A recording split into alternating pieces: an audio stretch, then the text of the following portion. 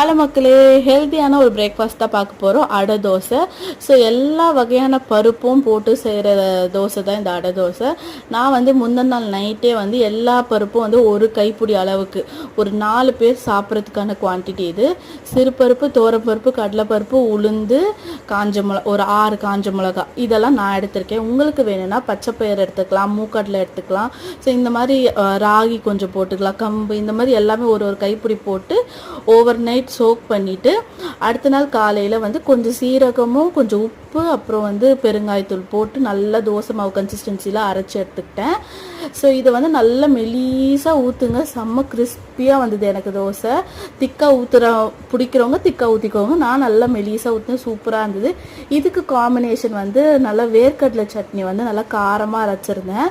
இல்லைன்னா கார சட்னி கூட சூப்பராக இருக்கும். வெங்காய சட்னி, கார சட்னியில் காரமாக. ஸோ செஞ்சு பார்த்துட்டு எப்படி இருக்குன்னு சொல்லி கமெண்ட் பண்ணுங்கள்.